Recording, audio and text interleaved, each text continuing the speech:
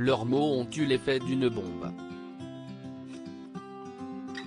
Dimanche 7 mars, le prince Harry et Meghan Markle ont pris la parole pour la première fois depuis leur rupture avec la famille royale britannique. Face à la journaliste Oprah Winfrey, les époux de Sussex ont notamment évoqué leur décision de quitter la monarchie, en grande partie motivée par la tension médiatique dont ils faisaient l'objet depuis l'intégration de Meghan à la famille royale. Au cours de l'interview, cette dernière a par ailleurs accusé un membre de la monarchie d'avoir exprimé des inquiétudes au sujet de la couleur de peau de son fils Archie Mountbatten, avant même la naissance du bébé. Des propos qui n'ont pas manqué de faire réagir les internautes du monde entier, mais aussi la famille royale elle-même.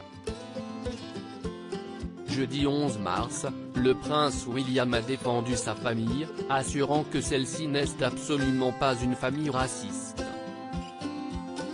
Et il n'est pas le seul à le penser. Dans une lettre ouverte relayée par le Daily Mail, le représentant de la reine Elisabeth II, Sir Kenneth Oliza, a pris la parole pour offrir son soutien à la monarchie. Un membre de la famille royale est accusé d'avoir exprimé son inquiétude à propos de la couleur de l'enfant de Meghan. Avant de faire des conclusions hâtives et de dire qu'il s'agissait d'une question vulgaire et raciste, il faut reconnaître que l'on ne connaît ni le contexte, ni le but de cette supposée demande, a-t-il écrit ce vendredi 12 mars. Premier Lord lieutenant noir de la reine, né en 1951 d'une mère anglaise et d'un père nigérien, Sir Kenneth Oliza explique avoir lui-même été confronté à ce type d'interrogation au cours de sa vie, dans des contextes qu'il juge pourtant loin d'être racistes.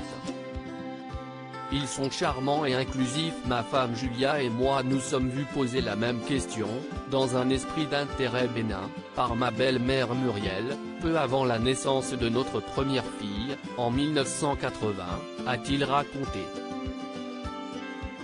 Je souligne que comme Meghan et Harry, je suis noire et Julia est blanche. Le contexte de cette conversation était une famille aimante, qui souhaitait résoudre la question de la couleur de la laine qu'elle devait acheter, ce qui prouve bien qu'à moins de donner le contexte et l'intention des gens, il faut garder l'esprit ouvert, a-t-il conclu. Sir Kenneth Oliza a rejoint Elisabeth II en 2015, lorsque cette dernière l'a choisi pour devenir le Lord lieutenant du Grand Londres, le premier Anglais non blanc à occuper ce poste très ancien, selon le principal intéressé. En 6 années d'exercice, le représentant assure avoir toujours été traité avec bienveillance de la part de tous les membres de la famille royale. Je soutiens la reine et la famille royale, les aide à construire des ponts, connecter les gens et les organisations pour que les Londoniens aient le sentiment d'appartenir à une capitale inclusive. J'ai eu le privilège de rencontrer tous les membres de la famille royale à diverses occasions, et je peux confirmer qu'ils sont charmants et inclusifs, a assuré le Lord lieutenant.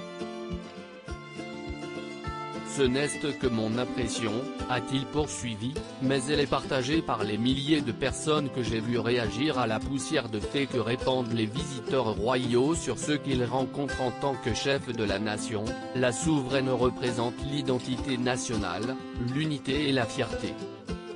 Elle donne un sens de stabilité et de continuité.